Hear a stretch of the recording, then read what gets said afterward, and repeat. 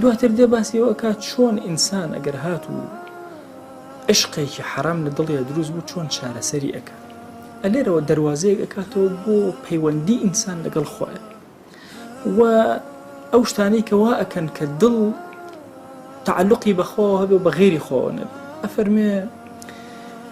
ئەفەرمێ دوای ئەمەی کە ئەمانم بۆ باس کردووی دەی بزانە تایبەتمەندی ئینسانی موسڵمان ئەوەیە کە واز لە عشقی وێنەکان بێنێ بۆ عشقی صاحبی وێنەکان، واز لە عشقی سوورەتەکان بێنێ.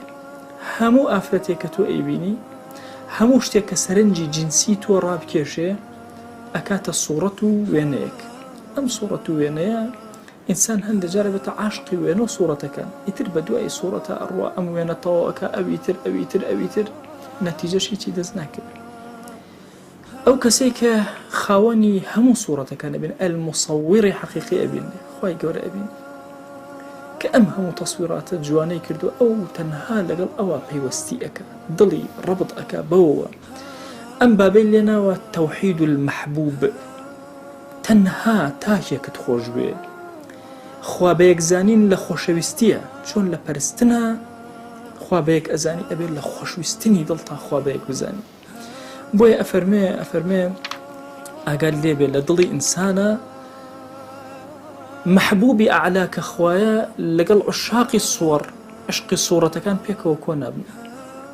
ئەگەر ئەوت بە حەقیقەت خۆشویست ئیتر تۆ عاشقی وێنەکان نابیت. ئەفەرمێ ئەم دوانە پێچەوانە یەکترن، ضدی یەکترن.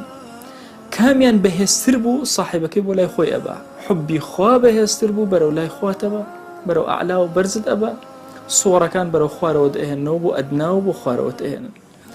ئەفەرمێ ئەمە بزانە کە ئینسان کە ئەم جۆرە حبە بۆ خوا لە دڵیا دروست بوو ئیتر شتەکانی تر بە سەهلی ئەبینێ. ئێمە ئەبینین مرۆڤی وا هەیە خۆشەویستی ماڵ دڵی داگیرەکە، خۆشەویستی ئافرەت دڵی داگیرەکە، خۆشەویستی مانسەب کورسی دڵی داگیرەکە، خۆشەویستی ناو و شۆرە دڵی داگیرەکە، خۆشەویستی مناڵ دڵی داگیرەکە. هەموو ئەم نعمەتانی لە دنیا هەن، خۆشەویستی دنیا بە گشتی دڵی داگیرەکە، هەوا و نەفس و ئارەزوی خۆی دڵی داگیرەکە.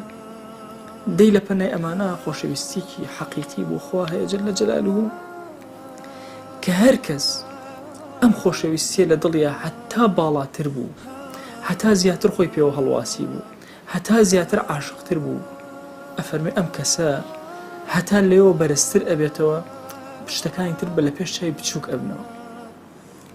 کەسی گەورە شتی گەورە لە پێش چاوی بچووک، ئەوە کەسی بچووکە شتی بچووک لە پێش چاوی گەورەیە. ئەفەرمێ دەی خوا جەلە جەلالوهو لە عەبدەکانە ئەیوێ دڵەکەیان پڕ بێ لە خۆشەویستی ئەو، قبول ناکە خۆشەویستی تری تیا بێ. کافران و موشریکان لە یەکێک لە بابەتە شیرکیەکانە کە تێ ئەکەوتن مەسائیلی خۆشەویستی و بۆ غێری خوا. ئەفەرمێ دەی بزانە کام خۆشەویستیە بۆ ئینسان سوودی هەیە، خۆشەویستی وێنەکان کە ئەوانە هەموو بە وێنە سەیرەکرێن، چونکە ئینسان هەور شتێک کە ویستی یان حەزی لێکرد پێی ناگا، وەکو وێنەیەک دێت و ئەڕوا. وەتاتی ئەو کەسێک کە تووشی نەظەری زۆر ئەبێ هەمیشە وێنەکان ئەبینێ و لە کاتی گەرمەی عەبدایەتیە وێنەکانیانەوە یادی غەم و خەفەتێکی زۆری ئەدەنێ، وێنەکان داگیری ئەکەن، هیچیشی دەستگیر نابێ.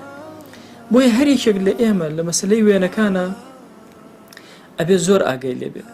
ئیمام ئەفەرمێ فمەحەبەت الصور تفوت مەحەبەت ما هو ئەنفع للعەبد.